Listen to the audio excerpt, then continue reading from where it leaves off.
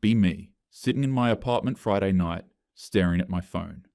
The email from HR, mandatory meeting, Monday 9 a.m. The text from unknown number, you should get a lawyer. Monday is just the beginning. T. Tyler. I drop the phone, try to breathe normally. Okay, think. What do they actually have? Ethan's suicide note. That's just his word against mine. He was mentally unstable, lost his parents, clearly struggling. People write all kinds of things when they're in that state. I have evidence, photos of bruises, his t-shirt and deodorant in my cabin, documentation, timestamps. They believed me before. They'll believe me again. But I need a lawyer. A good one. Saturday morning, I Google sexual harassment lawyer women's rights. Third result, Vanessa Hartley. Asking her website loads, professional headshot, quotes about believing survivors. Defending survivors. Since 2012, your voice matters. I call. Voicemail. But she calls back within 20 minutes. This is Vanessa. You called about representation? Yes.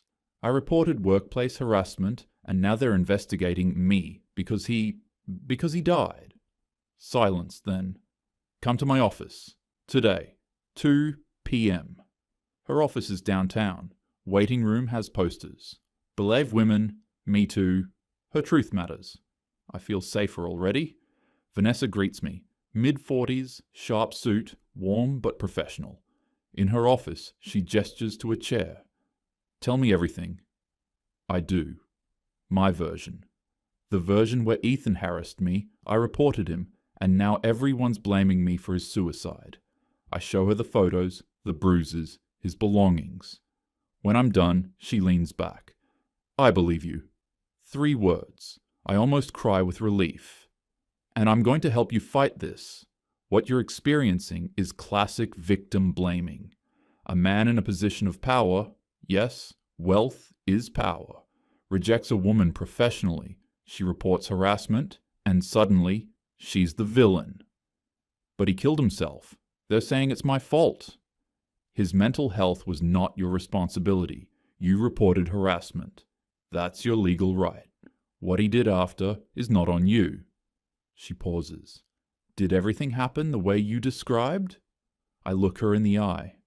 Yes, exactly as I said. She believes me. Good. Then we're getting ahead of this narrative before his friends twist it. I want to do a press conference. Small, controlled. A press conference? You're being tried in the court of public opinion right now. We need to shift that. You're a survivor. You came forward. You're being blamed for a tragedy you didn't cause. She leans forward. Are you willing to stand up and tell your story? I think about Tyler's cold stare, Michelle and Rachel's judgment. Yes, I'll do it. Good. Monday morning, 10 a.m.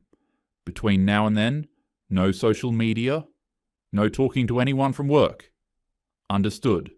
Monday morning, 8:45 a.m. I'm walking toward Pacific Charters building when a woman intercepts me. She's maybe late 50s, with Ethan's same dark hair streaked with grey. Ashley? Ashley, last name? I recognize her from the photo on Ethan's desk. His aunt, Patricia.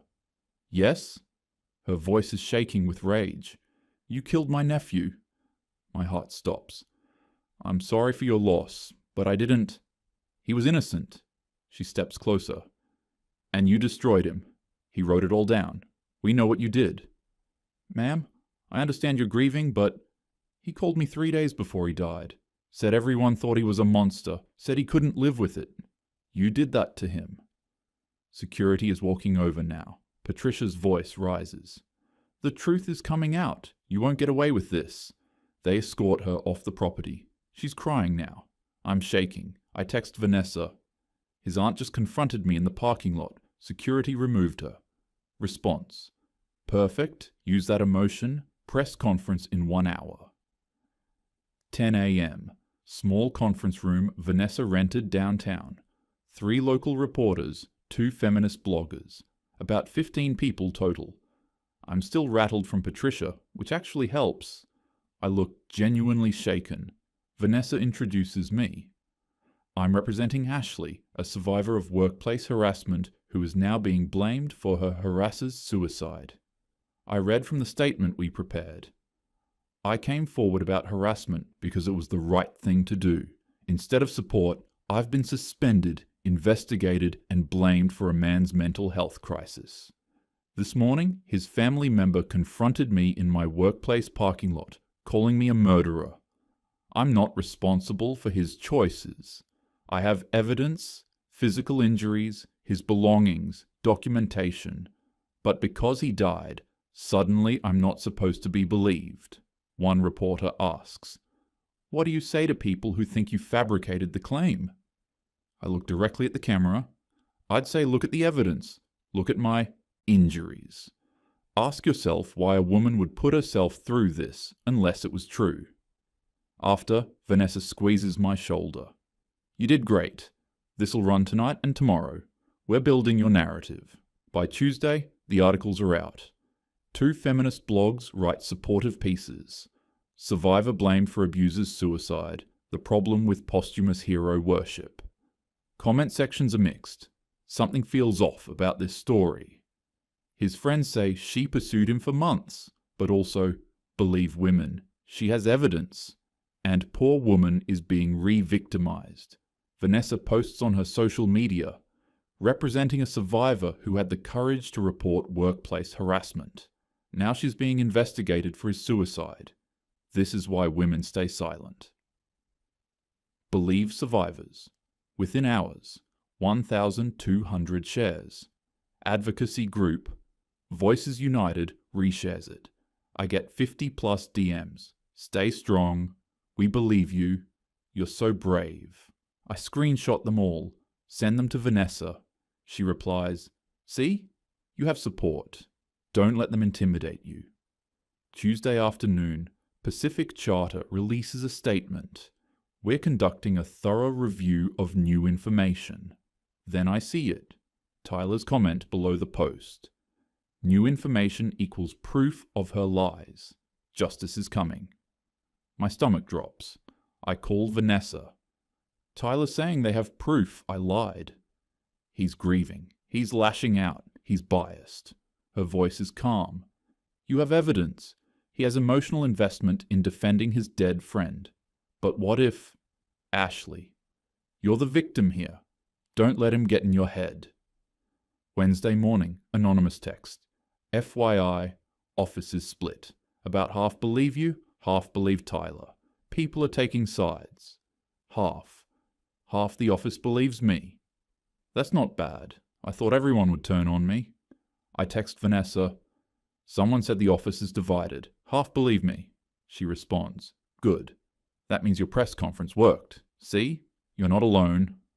I feel hope. I can survive this. I have a lawyer, public support, evidence. Tyler's just angry. He's Ethan's friend. Of course, he'd defend him. But friendship isn't evidence. Meanwhile, Tyler's apartment. His dining table is covered with papers, photos, laptop. Michelle and Rachel are there. Patricia. Jennifer from accounting. Tyler shows them a timeline, witness names, dates, the deck argument at 10:05 p.m. My claim that Ethan came to my cabin at 10:47. But Tyler's text thread with Ethan shows 11:47 p.m. Ethan was in his cabin, going to sleep. The timeline doesn't match, Tyler tells them. She lied about the time. Michelle. What about the yacht footage? Tyler. Meeting with their security director tomorrow. He's planning. Building a case. Wednesday evening, my phone buzzes. Vanessa. Heads up. Tyler's gathering witness statements. He's building something. Stay calm. My heart rate spikes. Building what? His version of events, but we have yours. With evidence. Don't worry. I try not to worry. I fail. Another anonymous text. Tyler brought yacht security director to meet with CEO today. They talked for 2 hours. Yacht security. Why would that matter? I try to remember that night. I checked. There were no cameras in the hallway near the cabins. Unless... No. I was careful. Thursday morning, Vanessa calls. Ashley, I need complete honesty. Did you go into Ethan's cabin that night? Silence. Ashley, I went to get my earring. I'd lost it earlier. Long pause. You entered his cabin? Just to get my property back. It was my earring. How did you get in? I had a master key from work. HR sometimes needs access to... Ashley. Her voice has changed, colder. Why didn't you tell me this before? It didn't seem important. I was just getting my earring. If there's footage of you entering his cabin and you claimed he came to your cabin, that's a major problem. There's no footage, I checked. No cameras in that hallway. Are you absolutely certain? I think back. The hallway. No cameras. Yes, I'm certain. She sighs. Okay, but from now on, complete transparency. No more surprises. Understood. Why is she asking about footage? What does Tyler know? Meanwhile, Tyler meets with Carlos, the yacht security director. Carlos pulls footage. Exterior deck cameras. Timestamp 12:17 a.m. Me approaching cabin 14, looking around, using the key card. Timestamp 12:31 a.m. Me exiting with Ethan's t-shirt visible. Tyler watches. That's her. Going into his cabin. Carlos. I can provide this officially if requested. Tyler. They will. Thursday evening. Screenshot from anonymous number. Pacific Charter staff group chat. Mark. Tyler showed me something today. Security footage. Looks bad for Ashley. Rachel. What kind of footage? Mark. Her going into Ethan's cabin, not him going to hers. My stomach drops. I immediately call. Vanessa. They're saying Tyler has footage of me entering Ethan's cabin. Pause. What footage? From the yacht. Another pause. Ashley, did you go to his cabin that night? I told you, to get my earring. Why didn't you mention this before? It didn't seem important. How did you get into his locked cabin? Long silence. I had a master key, from work. You entered his cabin without permission using a work key? It was my earring. Ashley. Cold. If they have footage of you entering his cabin, and you claimed he came to your cabin, that looks like you planted evidence. I didn't. I just got my earring and maybe grabbed a few things by accident. By accident? You accidentally took his deodorant and shirt? I was confused, scared. I need to see this footage. I'll call you tomorrow. Click. Panic rising. Meanwhile, Tyler calls Detective Sarah Gonzalez. I have evidence related to Ethan Hayes. Security footage, witness statements, key card logs. I believe Ashley filed a false report. What kind of evidence? Video of her breaking into his cabin with a stolen key. 8 witnesses contradicting her story. Bring it to the station. He does. Friday afternoon, CEO. James calls. Ashley, you need to come in Monday, 9 a.m. Bring your attorney. Tyler's presented additional evidence and law enforcement is involved. Law enforcement? For what? Potential false report. Can't discuss details. See you Monday? Hangs up. I try calling Vanessa. Voicemail. Finally, she texts, need the weekend to review evidence. Talk Monday morning. I Google everything. Can security footage be used against me? False police report penalties. Results. Felony charges. 1 to 3 years jail. Can't sleep. Can't eat. Sunday night. Tyler posts publicly. Update on Ethan Hayes. New evidence presented to company and law enforcement. Security footage, electronic records, witness statements. All support what Ethan wrote. He was innocent. Truth is coming out. Justice for my brother. The post explodes. Comments flood in. She lied? Poor Ethan. Michelle and Rachel add their support. My supportive DMs turn to attacks. Murderer. Prison. Lying bitch. I search my name. Local Twitter is blowing up. Instagram flooded. I delete the whole account. Facebook, gone. Vanessa texts, Meet me 7 a.m. Monday, before the company meeting. I don't sleep. Monday morning, 7 a.m. Vanessa's office. I look terrible. Sweatpants, no makeup, messy bun. Haven't slept in 3 days. Vanessa is cold. Professional. Sit down. Did you see Tyler's post? I reviewed the evidence, all of it. She turns her laptop toward me. Video footage, grainy but clear. Me approaching cabin 14, looking around nervously, using a key card. Going in. Timestamp, 12:17 a.m. Another clip, me exiting. Ethan's white t-shirt visible in my hands. Timestamp, 12:31 a.m. This is you, Vanessa says, entering Ethan's cabin, alone. I can't speak. This is you exiting, carrying his belongings. She closes the laptop. You lied to me. You said he came to your cabin. This shows you went to his cabin. I told you. I went to get my earring. You told me that after I asked. You hid it initially. I wasn't hiding. Stop. Hard. I also reviewed keycard access logs. You checked out a master key under false pretenses. That key accessed his cabin at 12:18 a.m. Yes, I used the key, but nothing.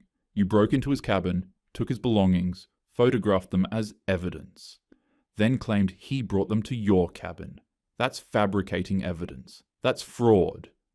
I'm crying. You said you believed women. You said you'd fight for me. I believe survivors. I don't defend people who make false accusations. She stands. Do you understand what you've done? Every real victim will be doubted because of you. You're a gift to every defense attorney in the country. I was humiliated. He rejected me in front of everyone. Vanessa stops, stares. So this was revenge? For rejection? I realize my mistake. No, I can't represent you. She opens the door. The meeting is at 9. Find new representation. This conversation is over. Leave. In my car, hyperventilating, 7:45 a.m. I call lawyers from Google. Can't take this case. Don't handle false reports. Conflict of interest. Finally. David Ross, criminal defense. I can meet you at 8:50. Retainer is 5,000. I Venmo him my last savings. 8:50 a.m. David meets me in the parking lot. I give him 10 minutes. This is bad, he says. They have video, logs, witnesses. Your best bet is to cooperate and hope for lenience. Can't we fight this? No. 9 a.m. The conference room. CEO James. HR. Director Karen. Company lawyer Margaret. Detective Sarah Gonzalez in uniform. And in the back row, Tyler. Patricia. Tyler's face is calm. Cold. Determined. Patricia's eyes are red but focused. I sit down. David beside me. Margaret speaks first. Ashley, we've completed our investigation. We have conclusive evidence contradicting your harassment claim. Detective Gonzalez opens her laptop. Ms. Dote, last name. Evidence suggests you filed a false police report. She plays the footage. I watch myself. Going into his cabin. Coming out with his things. Caught. This shows you entering Ethan Hayes' cabin at 12:17 a.m. You claimed he came to your cabin. That's a false statement. I try. I went to get my earring. With a master key obtained under false pretenses. She shows the key card log. My name. His cabin. 12:18 a.m. You signed out this key for crew quarter supply check. It accessed cabin 14, not crew quarters. Tyler speaks from the back. She's been planning this since the afternoon. Tyler stands, walks to the front. Ashley claimed Ethan came to her cabin at 10:47 p.m., but at 10:47, Ethan was on the deck with me, Michelle, Rachel, and 5 others after the argument. He pulls out his phone, shows his text thread, 11:47 p.m. Tyler. You okay, man? Ethan. Yeah, just exhausted. Going to sleep. Talk tomorrow. He was in his cabin at 11:47, alone. so he couldn't have been at Ashley's cabin at 10:47. I'm desperate. Maybe I got the time wrong. I was traumatized. You were specific. Your written statement says 10:47 p.m. exactly. You documented everything carefully. This wasn't confusion. This was calculated. Patricia Starnes. Can I say something? James nods. She looks at me. I raised Ethan after my sister died. He was 16. I watched him grieve, heal, grow into a good man. Her voice breaks. And you destroyed him because he wasn't interested in you? I can't meet her eyes. He called me 3 days before he died. Said, Aunt Pat, no one believes me. Everyone thinks I'm a monster. I told him to hold on. She's crying. He didn't hold on, and now he's gone. But he was right. The truth is coming out. James asks, Ashley, why did you do this? Long silence. Everything is falling apart. He humiliated me, I hear myself say, in front of everyone. He called me a gold digger. Everyone saw him reject me. I look pathetic. The room goes dead silent. I just admitted motive. David closes his eyes. Tyler quietly, so you destroyed him over your ego. Detective Gonzalez. Ms. Dash, last name. I'm opening a criminal investigation for filing a false police report, fraud, and defamation. Don't leave the state. You'll be formally charged within the week. Karen. You're terminated effective immediately for cause. Margaret. The company will pursue civil damages. Patricia. And Ethan's estate will file wrongful death. You took my nephew from me. Tyler walks up to my side of the table. I look up at him. Mascara running, broken. I told you I'd prove you were lying. I told you I'd expose every single lie. He pauses. And I did? I whisper, I didn't think he'd kill himself. You didn't think about him at all. You thought about yourself, your embarrassment, your ego. Tyler steps back. I hope you think about him every single day in prison. David and I leave. In the parking lot, I break down. They're going to charge you, David says. Your only option is to plead guilty and hope for a lighter sentence. Can we win? No. I drive home in a daze. My phone explodes. 300 plus notifications. Tyler posted, Justice is coming. All evidence provided to law enforcement. Ethan told the truth. She lied about everything. Charges pending. The response is overwhelming. Comments? Lock her up. Monster. Poor Ethan. Voices United posts. We're withdrawing support from Ashley's case after reviewing evidence. My 50 supporters become 500 attackers. Thursday morning, 6 a.m. Knock on my door. Detective Gonzalez. 2 officers. Ashley, last name. You're under arrest for filing a false police report and fraud. They read me my rights. Handcuff me. Police station, mugshot, fingerprints, booking, holding cell for 8 hours until David posts bail. Bail. $50,000. My parents pay it. My father picks me up. We drive in silence. Finally. Your mother can barely leave the house. The neighbors know. Everyone knows. Dad, I'm sorry. Sorry? A man is dead. Ashley, dead. Because you lied. Silence the rest of the drive.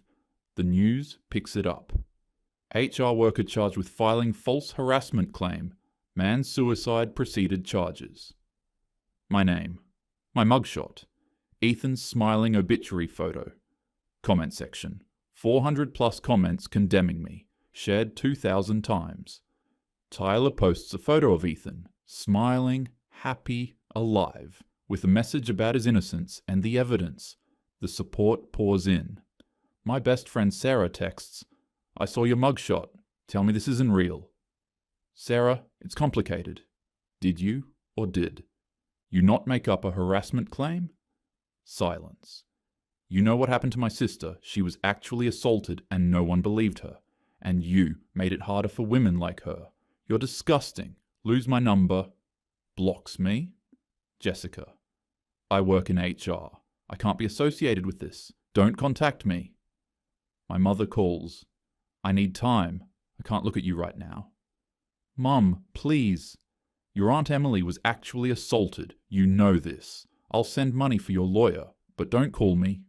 Hangs up. Week 2. Papers delivered. Ethan's estate is suing $2.5 million. Claims: defamation, intentional infliction of emotional distress, wrongful death. David: if they win, your wages will be garnished for life. Week 3. The prosecutor offers a plea. Plead guilty. Recommended sentence: 18 months county jail, 3 years probation, community service, fines. David: take it. A jury will destroy you. You could get 4 to 5 years. I sign it. Week 4. The plea hearing. Courtroom packed. Tyler, Michelle, Rachel, Patricia, co-workers, press. Judge: Maz's your last name. You're pleading guilty to filing a false police report and fraud. Do you understand? Barely audible. Yes. You understand this means admitting you falsely accused Ethan Hayes, fabricated evidence, and these actions contributed to his death. Long pause. Yes. Patricia in the gallery is crying. Tyler's jaw is clenched. Sentencing in 30 days. Leaving the courthouse, Tyler, Michelle, and Rachel are waiting. Tyler: 18 months isn't enough, but at least everyone knows the truth. Michelle: you destroyed a good person. Rachel: every day in there, remember his face. Sentencing day. Conservative dress, hair pulled back, no makeup, courtroom packed. Tyler, Michelle, Rachel, Patricia, Ethan's extended family, co-workers, press. Everyone stands when the judge enters. Patricia walks to the podium. She's holding a photo of Ethan. Your Honor, this is my nephew. I raised him from 16 when his parents died. He was kind, gentle, hard-working. Her voice breaks. 3 days before he died, he called me. Said, Aunt Pat, no one believes me. Everyone thinks I'm a monster. I can't live with this. I told him to hold on. She looks at me. You took the last family I had. You destroyed him because he wasn't interested in you. I don't want her to die. I want her to wake up every day knowing what she did. That's real punishment. She sits. Michelle puts an arm around her. Tyler stands. Ethan was my best friend for 20 years. When his parents died, I was there. When he got this job, I got hired too. After her accusation, he called me every night. Why won't they believe me? I told him to fight. His voice breaks. I found his body. I read his note where he told the truth, and I promised him I'd make sure everyone knew. He looks at me. I kept that promise. Your lies are exposed. His name is cleared, but he's still gone. He sits. David nods at me. My turn. I stand, hands shaking. I'm sorry for what I did. I made a terrible choice, born from anger and embarrassment. I never intended for Ethan to die. I didn't think it would end like this. I wish I could take it all back. My voice cracks. I have to live with this forever. I'm sorry to his family, his friends, and to him. I sit. Patricia shakes her head. Not enough. The judge speaks. Ms. Last name? I've reviewed everything. Your actions were calculated, deliberate, and malicious. You didn't just lie. You constructed an elaborate false narrative with fake evidence to destroy an innocent man. You've done immeasurable damage to Ethan's family, to his friends, to real survivors who will now be doubted because of people like you. I hereby sentence you to 18 months in county jail, 3 years supervised probation, 200 hours community service at a crisis helpline, mandatory counseling, and $25,000 in fines paid to victim support organizations. Additionally, you're permanently prohibited from contacting anyone in Ethan's family or any witness. Gavel slams. Bailiff, take her into custody. I stand, handcuffed. Last image. Tyler crying but resolved. Patricia devastated but present. Michelle and Rachel holding each other. The door closes. 6 months in. Orange jumpsuit, county jail, every day the same. Wake up, work detail, eat, sleep. My cellmate asks, "What are you in for?" False reporting. Every night, I see Ethan's face, hear his voice. I'm just not interested. The weight never lifts. 18 months later, release day. I walk out. No one picks me up. Bus to an apartment in a different state. My parents helped with deposit but won't speak to me. I Google my name. First 3 pages, the case. My mugshot. False accuser. I'll never work in HR again. 2 years post-release. I work retail, minimum wage, wages garnished. Alone always, no friends. Family estranged. One night, I pull up Ethan's obituary page. His photo. Smiling, alive. 28 years old. Recent comment from Tyler. Your name is cleared, brother. Everyone knows the truth. Miss you every day. I whisper to the screen, I'm sorry. But sorry doesn't bring him back. Sorry doesn't fix what I broke. I turn off the phone. Sit in darkness. This is my life now. This is what I deserve. He's gone, and I have to keep living with it. Cut to Tyler at a cemetery. He places flowers at a headstone. Ethan Hayes, 1998 to 2026. Beloved son, nephew, friend. Innocent. Remembered with love. Tyler speaks quietly. I kept my promise, man. Everyone knows the truth now. Rest easy. He walks away as the sun sets. Fade to black.